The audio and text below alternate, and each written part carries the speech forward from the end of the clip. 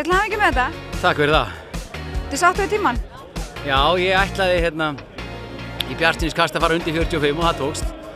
Miðað við formið og annað þá er ég í skíunum, sko. Sáttu við tímann? Já, mjög, undir klukkutíma. Já, bara mjög. Fyrir hvaða málefni hljópstu? Ég er að hlaupa fyrir systur mína, fyrir sjúkdóminn hennar, til styrsta rannsóknum á því. Hvaða sjúkdómur er það? Það er CMT, heitir sjúkdómurinn. Ég er að hlaupa fyrir Rjóður, hvíldarheimili fyrir langveik börn í Kópavogi. Hvað sérstök ástæða sem valdi Rjóðrið? Ég er bara búinn að kynna starfsemi þeirra og verið í kringu þeir í mörg ár.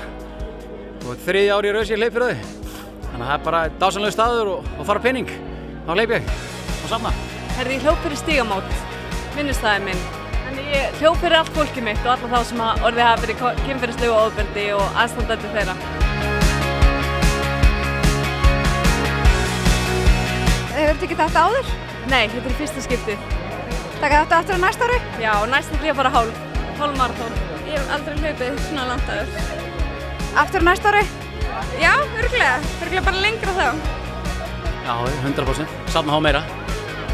Sjón, hvað er þetta gleðja þig fyrir að hafa tekið þátt í þessu og staðið svona vel og fyrir að styrkja svona gott málefni? Takk fyrir það. Og þeir ætla að gefa þér fullan poka af orkustöngum. Ekki veitir af. Byrjaði þetta í dag eftir hlaupið. Takk fyrir mig. Nú get ég bara að æfa fyrir næsta marathón.